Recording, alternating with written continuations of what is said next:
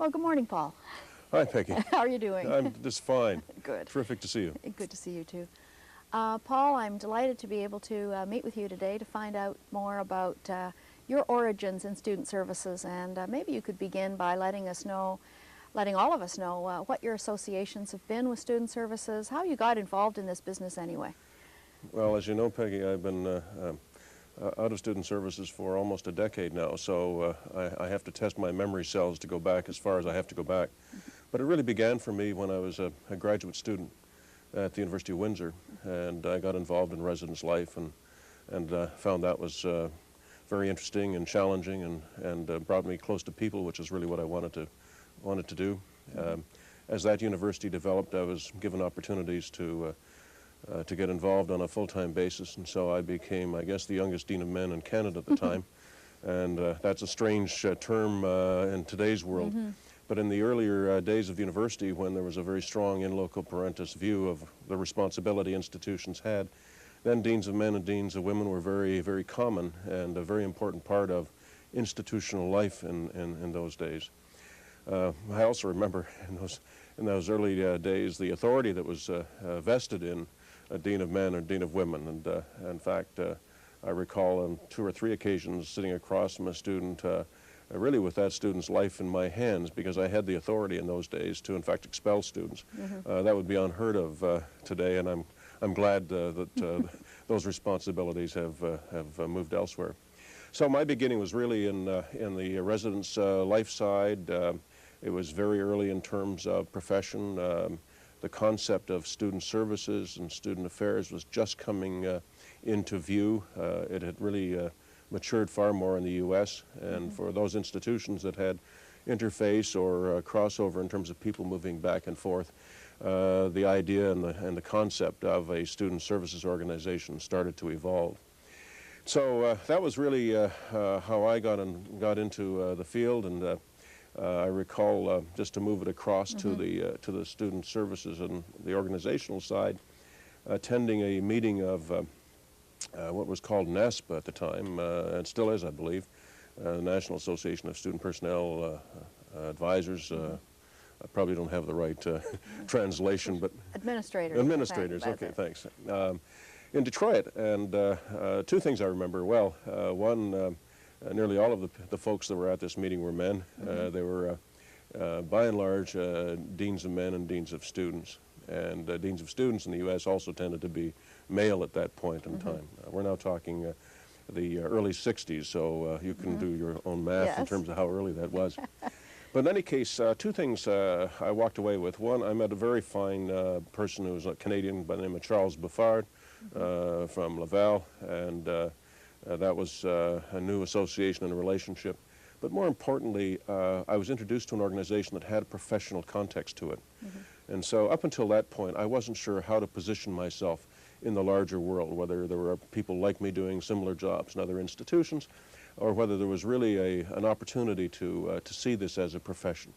And it was that moment in time that gave me comfort and confidence that there was a role, a career, an opportunity professionally to move forward. And so that was the decision I made. I had to decide whether I was going into the academic world to teach politics, and thank God I didn't do that for all kinds of reasons. And the other was to move into student services. And so I grew up with the University of Windsor, first as Dean of Men and Director of Residences, and then got involved as Acting Dean of Students and became part of the restructuring and evolution there. In 1967, and I was given an opportunity to come to the University of Guelph. Again, it came back to my own roots. What was attractive to me at Guelph was the prediction that there'd be 15,000 students, 12,000 living on campus. And again, my bias to residence life being an important part of the texture of an institution and its culture, I was attracted to Guelph, and also the opportunity of building an organization from scratch, which happens very rarely for people in life. And so I had no one to blame but myself as things were successful or not successful. Yeah. So really what you're saying is that you didn't start off thinking, I'd like a career in student services, but more it was an evolution of both your own interests and also the field itself, both in terms of the kinds of activities that people in student services and student affairs were involved with, but also the view they had of themselves, particularly in Canada, around a profession. That's right, absolutely. And also the growth, the institutional size was changing. Right. At that point, there were a great number of small institutions in the order of 1,500 to 3,000, 4,000. And it was just in the 60s that you started getting pressure for growth, and institutions were forced to expand quickly, and some institutions, in fact, disappeared into bigger institutions. So there was also the pressure of growth and the pressure of changing culture. And the institutions had a great deal of difficulty comprehending, understanding what their role was as the students started to push back on the whole in loco parentis view of life. And so there was a vacuum around what the philosophical underpinning should be to a profession in this environment that was changing very, very quickly. That created stresses at the institutional level and clearly created stresses in the professional organizations involved. Right.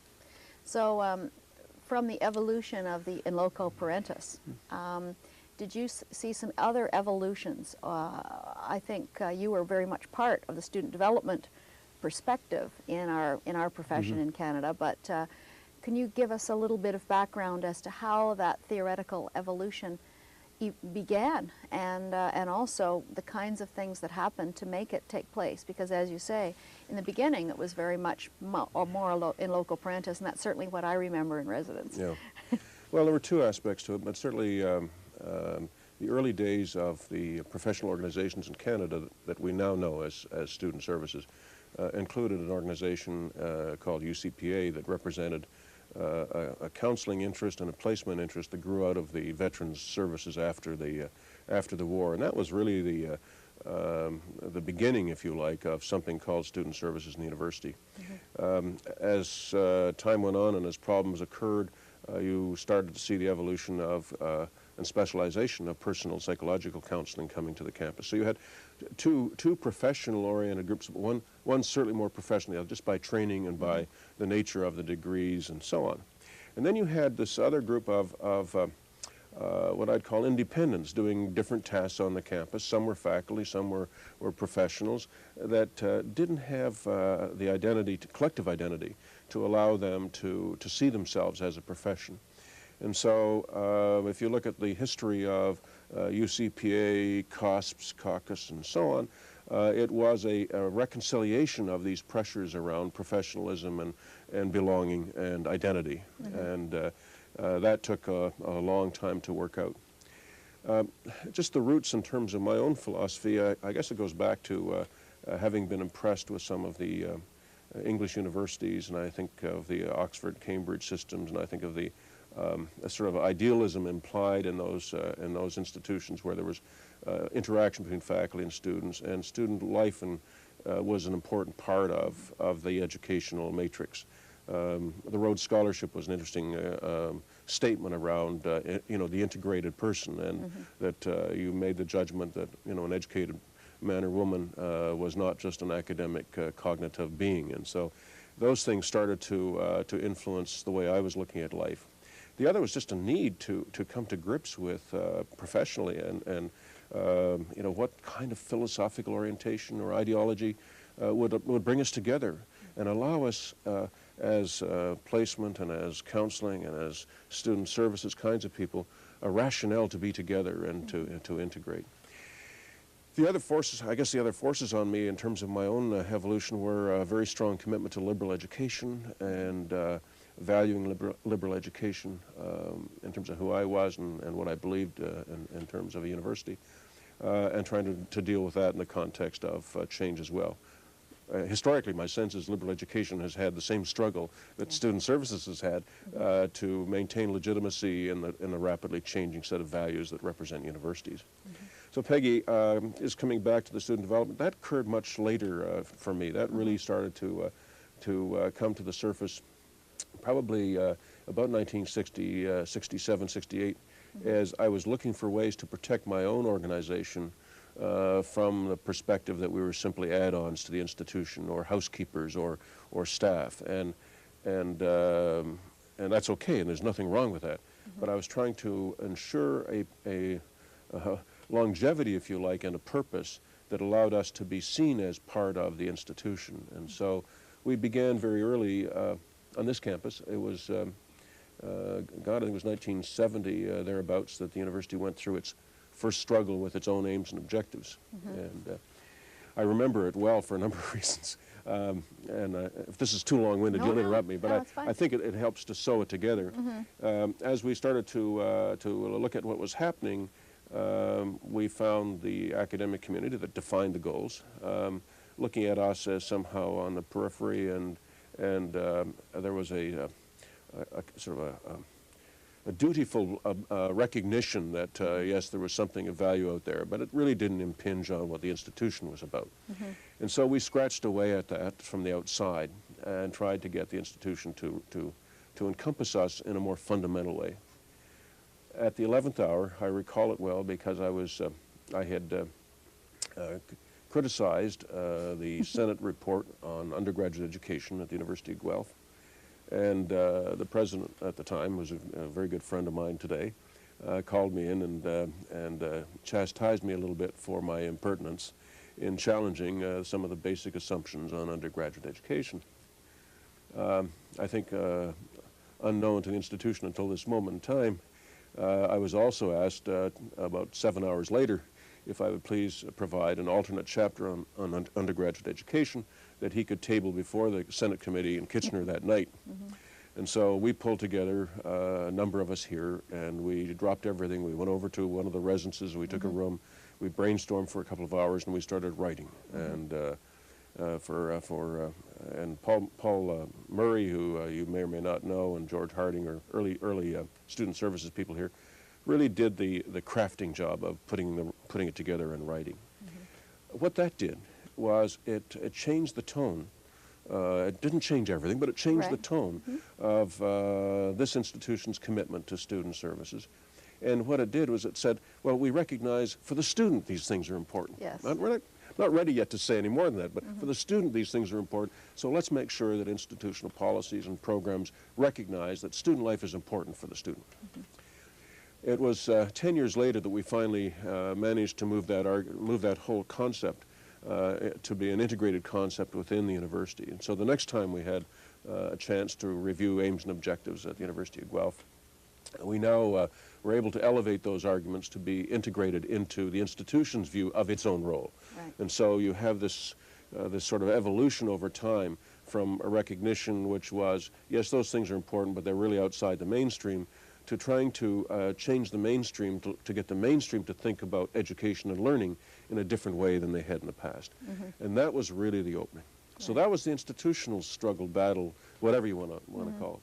And so that was also influencing how I was interacting at the professional level outside. And so for me then in the student services area, the challenge was to try to build a supporting system, a supporting view that student services had a philosophical, ideological core that was educational. And so we went through any number of iterations, as you know, in the organization around, as a yin and yang, it's a push and pull, is it service or is it education, and how do these two come together? And I think it's both in the end. But clearly to provide a professional focus and to try to make the case that we were not outsiders looking in, but inside helping the institution to achieve its objectives and goals, and to get the profession to see itself in those educational terms that allowed that profession to be treated differently in the context of their own individual institutional roles and so on. So that was kind of the inversion that we were trying to work to, and with some success and some failure. And I've learned now, I guess, at my ripe old age, that it usually takes 10 or 15 years in an institution like a university to move to change. You identify the issue, the problem, you start to discuss, approaches and views and values and so on, and ultimately those things leaven the, institutional policies. But it's often a long period of time. I suspect the financial pressures of the moment have sped the process up. But one of the risks in that is that it also tends to lead to a decision-making that's not very sensitive to the underlying issues and implications, and it's power-based in the sense that the faculty in the institutions still, and most would argue rightfully, I don't, control the decision-making process in terms of what happens and what doesn't happen. And self-interest gets in the way, as does individual values. Right. That if you think about faculty, they're highly cognitive people. That's why they're in the universities, and that's why they think university is a cognitive place, and it is. It's to help some faculty, not all. You know, you can't generalize. It's dangerous to generalize. But to get faculty to understand that the cognitive thing doesn't happen if there's so much dissonance in the individual or in the community that it can't occur. And so, you know, the battle was always to talk about integrated learning and liberal education and those kinds of things as the link pins, if you like, to what student services and student life might mean. And I think the evolution to the blurring of lines between a faculty role in learning education and student services role in learning education is a healthy one. It's hard on individuals, but in the bigger context, if we've achieved, in a historical sense, a recasting and rethinking of what learning and education is at post-secondary level, then I think it's probably worth some sacrifice, and some of us probably will get sacrificed in that battle. But in the end, if we really care about students and how they learn and how they develop, I think that's one of the risks we take. Right. Now, you've done an excellent job of helping to us, I think, to understand the way in which the context of student affairs within institutions has evolved over time and continues to evolve, quite frankly. Can you give us also a sense as to your perception as to how our views of ourselves as student services professionals evolved? Because I think that there's an expectation that maybe we were ready to take the next step into becoming the institution's resources. Was it as easy as that? Gosh, I don't know, Peggy. That's a tough one. My sense is that we're very different folk, and we all come from different traditions, and some of us have more professional-like credentials than others. But in the end, as you know, it doesn't matter. In the end, it's what happens.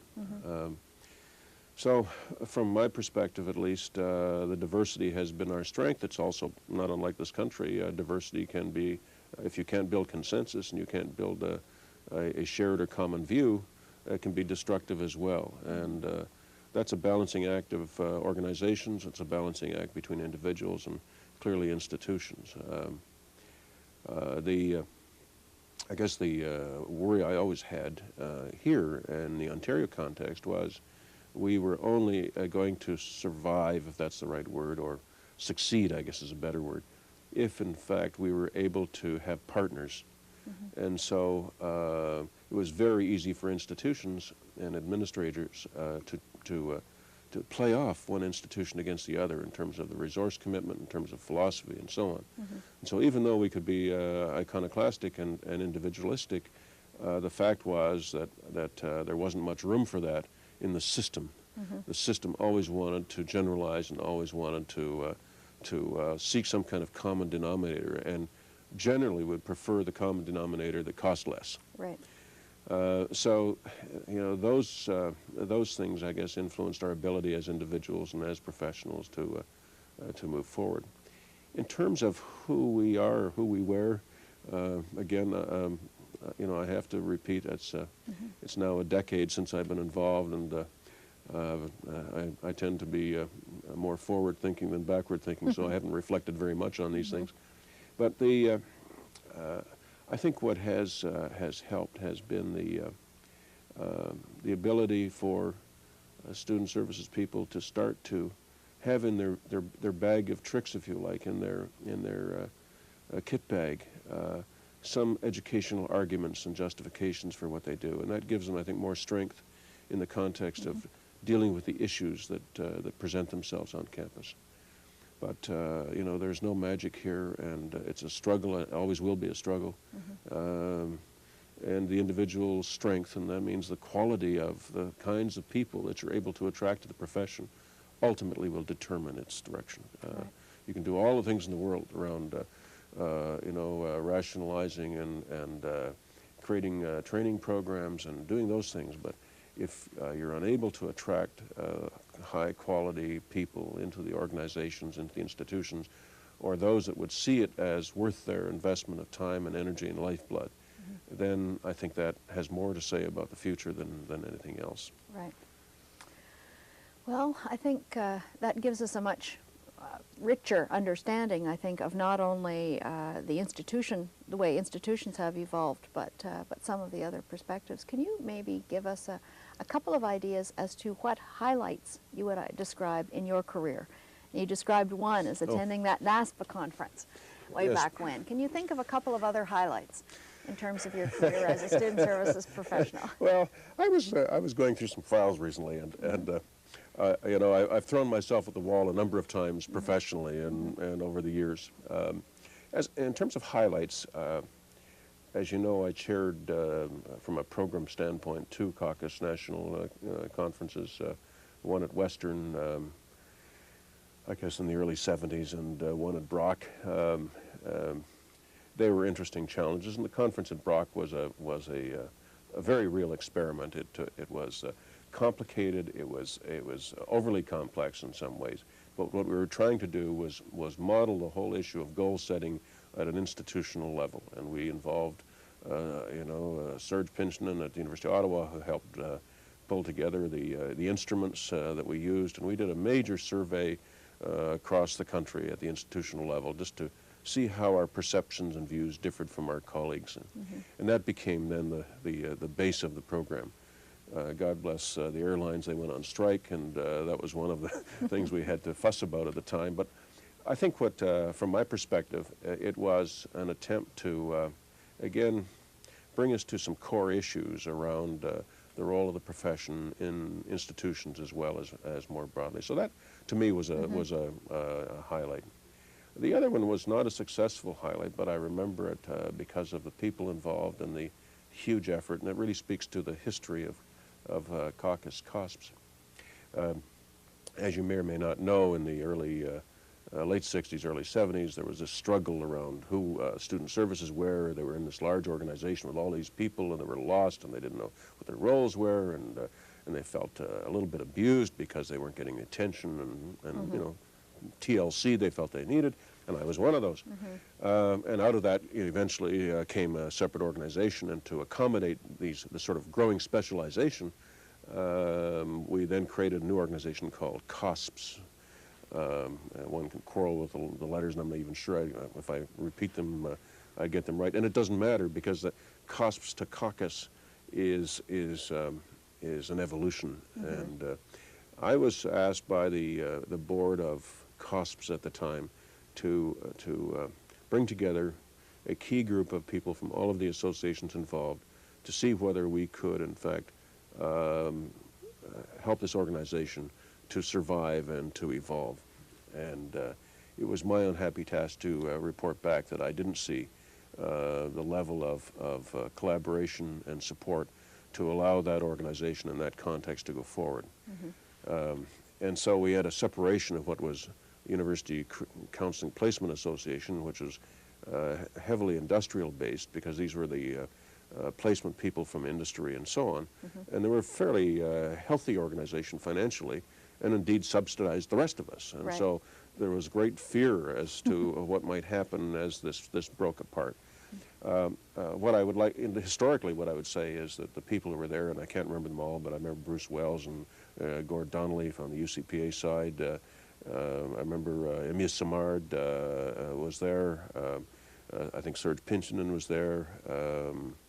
I don't remember all of them, but we worked very, very hard for 2 days to see if we couldn't find a way forward. The end was COSPs disappeared. We had a new organization called Caucus.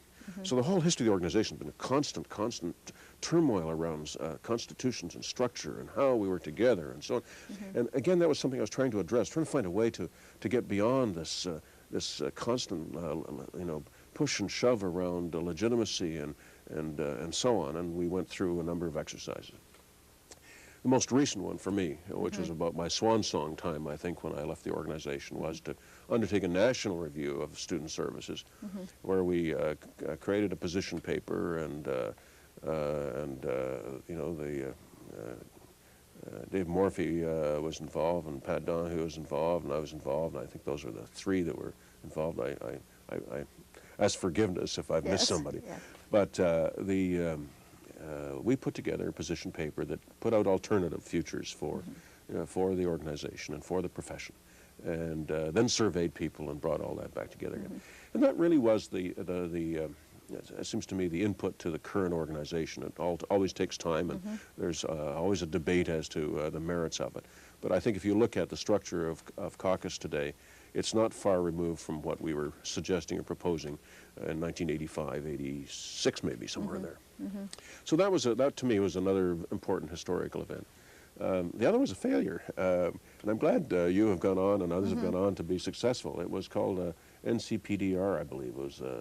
It was our attempt to create a virtual professional development organization to promote professional activity across the organization and research. And I want to come back at some point and talk about research. But anyway, we put this organization together to try to find ways to create professional opportunities. At the time, the organization was having some financial difficulty, and again, it was my sad task to say that, to postpone it, and to say that there wasn't the will, or was there any kind of agreement on what it should do, because we were again back into what is the profession and what are the needs, and what we tended to get back was very bread and butter, I call them nuts and bolts kinds of things that people wanted. And for me, that wasn't where my interest was, and that wasn't what we were trying to create. We were really trying to create a professional view of the organization and our roles and so on. And helping people to design better questionnaires was not, at that time, what I thought this organization or this institute or whatever we're going to call it might do. So that was a disappointment. Yes. And but otherwise, I think you know, my contribution has been a personal one, working with people over time. I was involved in the early days with counseling. I can remember flying with Zach Record to Toronto to help establish the Canadian University Counseling Association. I was involved in the early days of caucus. I was involved in the early days of the Ontario Committee on Student Affairs. And all of those organizations have matured, and most of them have done very well. So it's been fun to have been part of that history. Well, I think you've been more than a part, Paul. I think you've helped create our history. well, I don't know. It's, you know, it's like everything else, isn't it? We are who our friends are, and we are who our colleagues are. That's how we evolve and develop ourselves. And so I've been really richly blessed with the people, you know, over my professional life. And I wish I could go back and name them all, but I think of people like Laurent Isabelle, who was later president of Algonquin University. I think of people like Mag Flynn at Sir George Williams, or who else? I mean, there's just George McMahon. I could go on. Tom Hoskin. Tom was a very interesting person to me professionally, because he was one of those very honorable deans of men in that institutional context, and it was a treasure to Western to have people like Tom, and there were a number of deans of women who likewise were real treasures and had a huge influence on people's lives. Leave aside all the structure, all the so on, just had a huge impact on people's lives, and I think that's what in the end we have to be judged by. Right. You talk about the people that you worked with, and it really sounds like an exciting time, where it's not only exciting in both the positive and negative senses, but both as individuals trying to find places for ourselves within organizations, but also the profession itself evolving, and that the organizational changes, in fact, mirrored what's happening at institutions. Yes. And what's happening within individuals. Absolutely. Who did you seek advice from? Where did you get your wisdom from, Paul?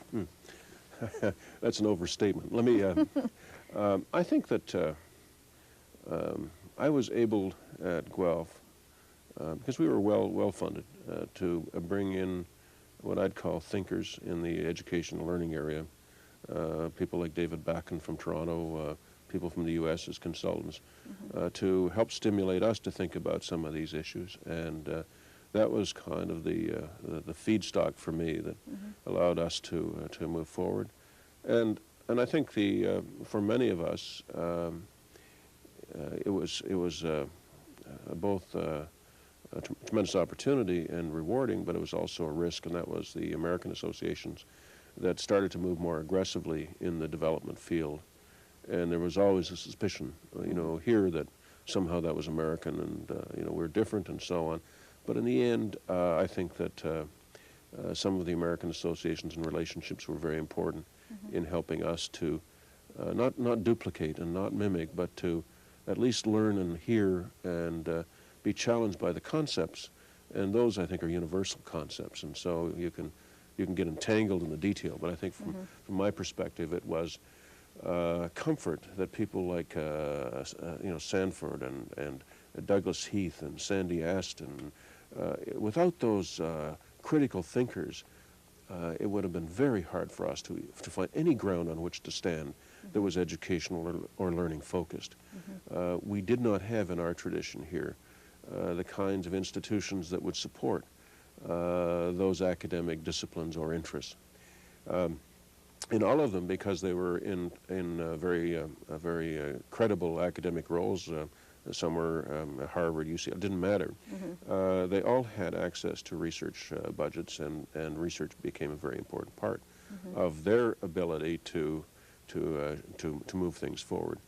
At the same time, there was a whole evolution of behavioral sciences that started to look at learning and cognitive development, and that started, I think, in adult development and then moved into student development.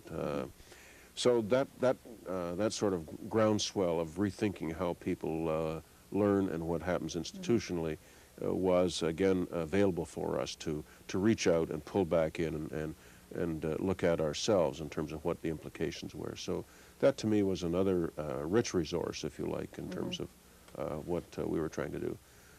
I still believe that we've got a long ways to go in Canadian education, but we'll get there eventually. If the fundamentals are right, and if our understandings are right, all the resistance in the world is not going to stop this from happening someday. It's going to be more difficult, take longer, more frustrating, all those things. But in the end, if the fundamentals are right, and we really believe in developmental theory and understand what happens to individuals as they grow and develop, we've got to take that into account somewhere. Yeah. Now, as you indicated, you are no longer in student services, Paul. That's right. But are there pieces of your experiences from student services, or maybe your experiences within universities, that you continue to carry with you today and might in fact influence the way you look at things? Peggy, I don't know. It's awfully early.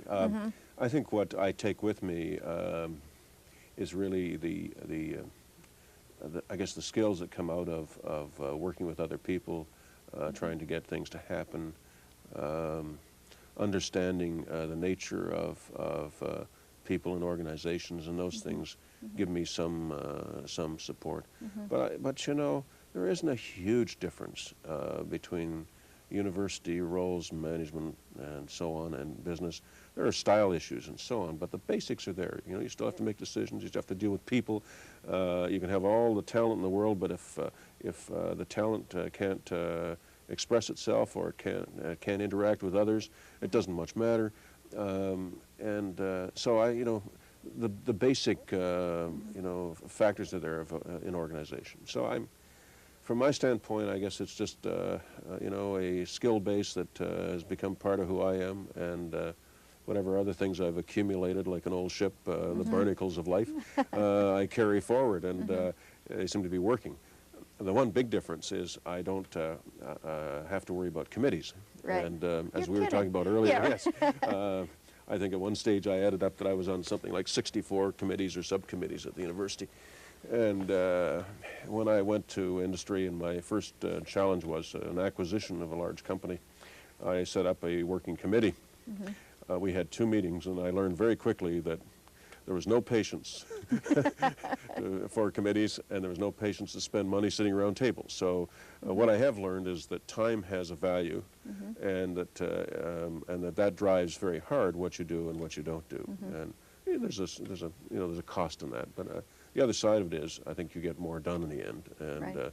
there's more trust in the sense that if you've been asked to do something, you're going to do it, where in the institutional world there's a tendency not to allow people to do it because somehow it may impinge on something else, and we get ourselves locked into these marvelous, complex negotiations and discussions and consultations, and ultimately you get a decision, but you've paid a terrible price to get there. So that's my bias, I guess. Okay. And ask me in another 10 years, and maybe I'll have a better answer. Right. I did want to come back though, Peggy, just for a sec, because I think it's probably germane to the record and to the discussion, and that was one of the things that again I felt was very critical for me at this institution, and also for the profession, was research. That I could stand and argue with a faculty committee until I was blue in the face, but if I didn't have information or data or analysis that allowed me to speak with comfort, confidence, and assurance, inevitably it was one opinion against another, and my opinion was always secondary to that of a faculty committee. And so from the very beginning, I started to pay attention to what I called survey research and research, so I could do two things. One, I could better inform the institution about what was going on, but I also was not in the box with students saying, well, because I'm a student, I know better. Because I could then say, well, that may be your view as a student, but there are several thousand others out there that don't hold that view, and here's why.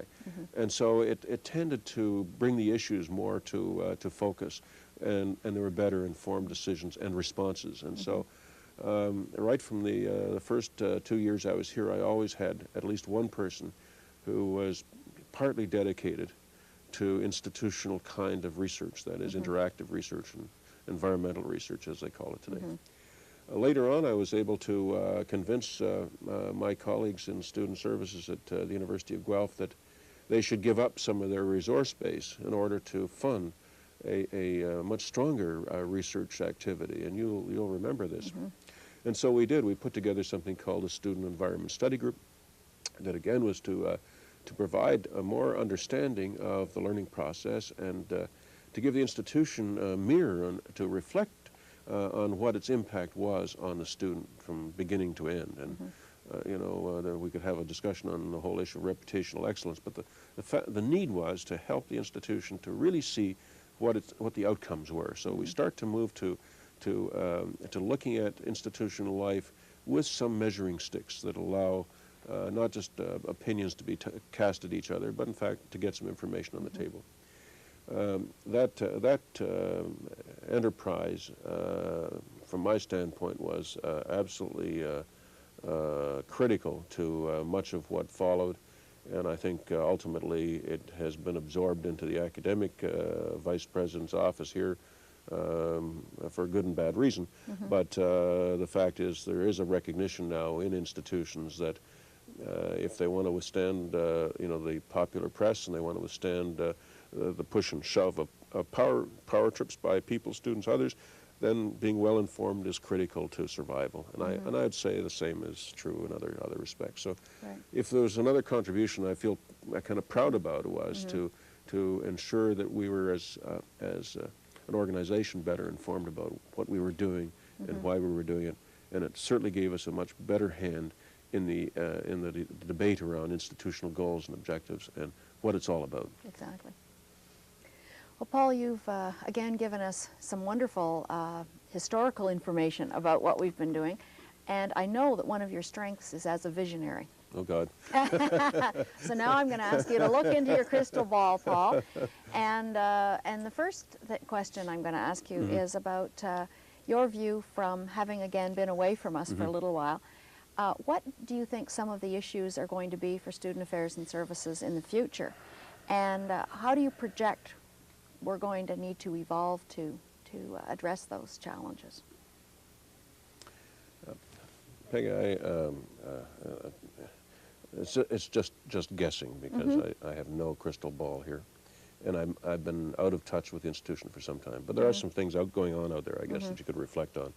One clearly is the nature of the university itself is changing in society, and there's no doubt in my mind that where institutions used to be the major source of intellectual talent, scientific talent, that they have created a society that has other pockets of scientific talent and intellectual talent, and that it's no longer the unique domain of the university.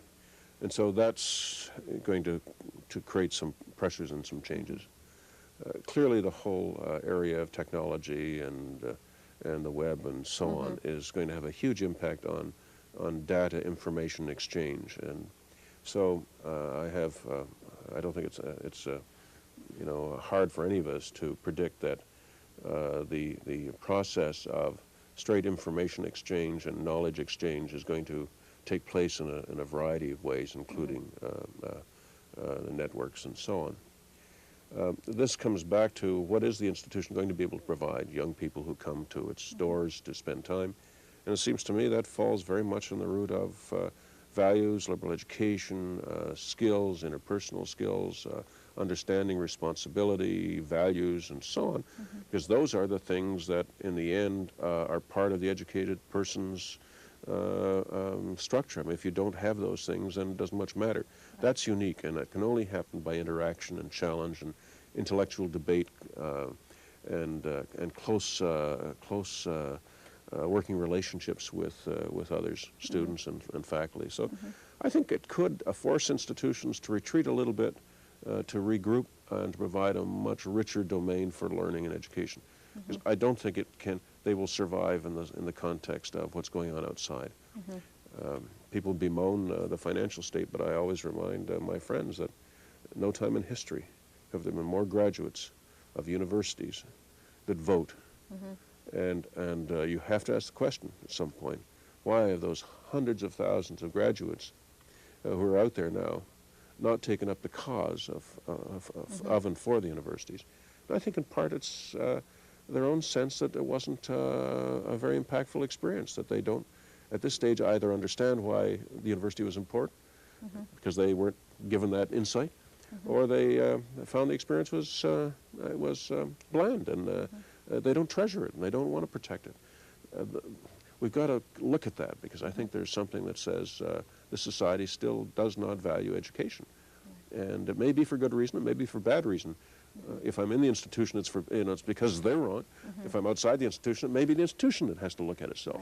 But clearly, and it's been kind of fun, because I used to go to bed at night when I was in the university world, so with my stomach in knots because something had been said in the student paper or something had gone somewhere else, and all these things were huge issues. And now I'm on the outside, and people are still wrenching with grief around issues and so on, and it doesn't get out there. No one out there is even thinking about it. No one else is worrying about it. The worry is here, and so there's a need to do something to help institutions better I guess, relate to the issues and the big picture issues from society's standpoint. That's a kind of wishy-washy answer, but I think there's a very important role for institutions ongoing, and it should be in the heartland of where student services wants to be, and that's to be looking at development. And I guess I come back to my bias that if you can't put it together around development, other people will provide some of the wherewithal and services, and some, there'll be developers who'll come in and build residences next door if it's financially viable, or organizations will build coffee shops across the street, and ultimately the whole concept of university centers gets bleated away, maybe, but and so that's a tragedy, and those things start to break down, and community life starts to break down, and there is no purpose in being here. And so I think there's a great need to regroup, if you like, around some core values and a clear sense of what the mission is.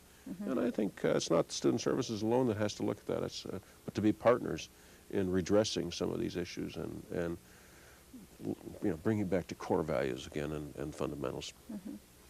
And the last thing I'm going to ask you, Paul, is, again... I'm surprised you want to ask another question of this. We've just lost our audience, Yeah, right. No, I don't think so. Advice to young people coming into this field. Why in the world would you ever want to get involved in student services now? You talk about some of the challenges that we may be facing as Mm-hmm. institutions in the future, but why should a young man or woman get involved in this field now? What advice would you have for them as to this as a career?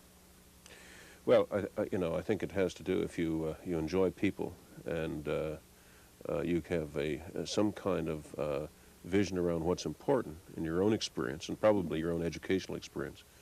You'll want to share that and make sure it happens for others. And so there's an altruistic, I think, aspect that drives all of us to do that. I suppose one could ask the same thing of those who go into religious life. Why would you do that? You know, it's a tough haul out there. But I think, people have to rise to that occasion, and if they believe in the importance of young people and their growth and development, and they feel they can play a role, and that usually comes out of their own experience that's worked well for them, then I think it's a terrific opportunity and challenging career. I mean, I can't think of anything more fulfilling, quite frankly, than working with people. There are lots of things out there you can do, but where you have the opportunity to sit down or to interact or to coach or to share, I think it's absolutely a marvelous profession, and I think it is a profession. I think that's, it's earned that in a very real sense. The other side of it is that, we were talking earlier about change. Right. I don't think anybody today in any role, with the exception perhaps of some of the academic disciplines, can assume that that career is going to be the same 10 years or 20 years from now.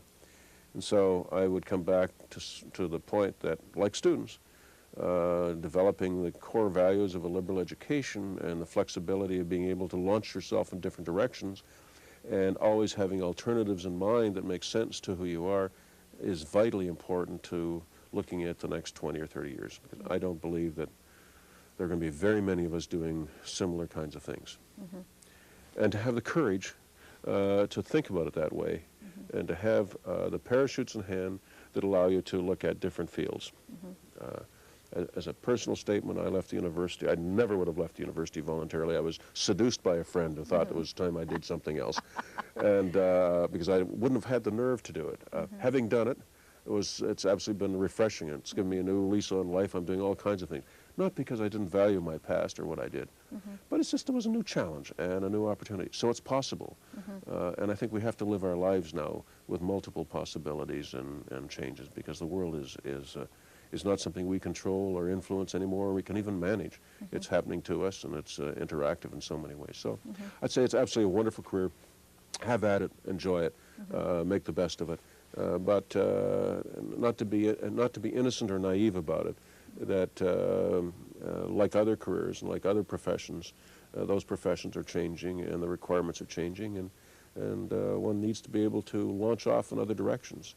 Right. And the reverse holds. There are also people who may, in fact, launch in, and I've seen that happen as well. Right.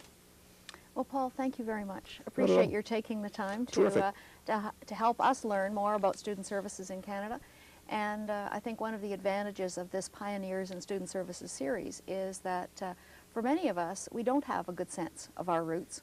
Yes. And in the same way that we need to be able to both appreciate and respect the development of students within our own institutions, understanding the roots and the development of our own field is very helpful for us to continue to evolve and change. And thank you so much for your many contributions to it. Well, I've been delighted to have been able to share a little bit of the past.